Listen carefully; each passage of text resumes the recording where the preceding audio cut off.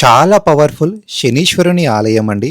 మన హైదరాబాద్లో కేవలం శనీశ్వరుని ఆలయం ఒకటే ఉంది. జూన్ 13 ఈ వచ్చే శనివారం చాలా పవర్ఫుల్ డే అండి. శని త్రయోదశి మరియు మాస శివరాత్రి రెండు కలిపి ఒకేసారి వస్తున్నాయి. ఈ ఆలయానికి ప్రతి శనివారం కొన్ని వేల మంది భక్తులు విశేషంగా విచ్చేస్తారు. మరీ ముఖ్యంగా శని జయంతి, శని అమావాస్య, శని త్రయోదశి అప్పుడు మాత్రం కొన్ని వేల మంది, కొన్ని లక్షల మంది భక్తులైతే విశేషంగా వస్తారు. దాదాపు నా ఎక్స్పీరియన్స్ ప్రకారం అయితే శని జయంతి మరియు శని అమావాస్య రోజైతే ఈ ఆలయానికి విచ్చేశానండి. ఉదయం 7 గంటలకి దాదాపు ఒక 6,000 మంది భక్తులైతే కిలోమీటర్ల క్యూ లైన్ లో నిలబడ్డారండి. ఈ విజువల్స్ అయితే ఆ రోజు రికార్డ్ చేసింది. తర్వాత ఇక్కడికి వచ్చే భక్తులు గాని పూజారి గారు చెప్పిన మాటలు ఏంటి అంటే, చాలా మంది భక్తులైతే ఈ విశేషమైన రోజులప్పుడు మాత్రం ఉదయం 4 గంటల నుంచి క్యూ లైన్ లో ఉంటారు. సో 7 తర్వాత వచ్చే భక్తులకైతే దర్శనం దొరకడం చాలా కష్టం అవుతుంది, చాలా సమయం పడుతుంది. దాదాపు 5 నుంచి 6 గంటల సమయం అయితే పడుతుందని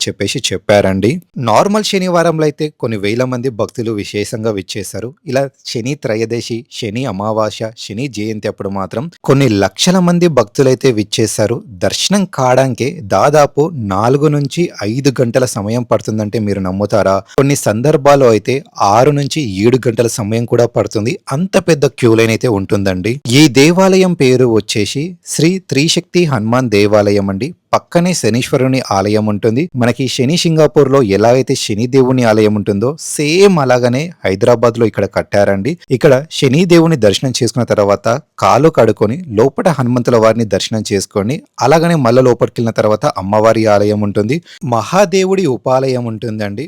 మనకి మాస శివరాత్రి వస్తుంది కాబట్టి తప్పకుండా పరిపూర్ణమైన అభిషేకం చేయండి.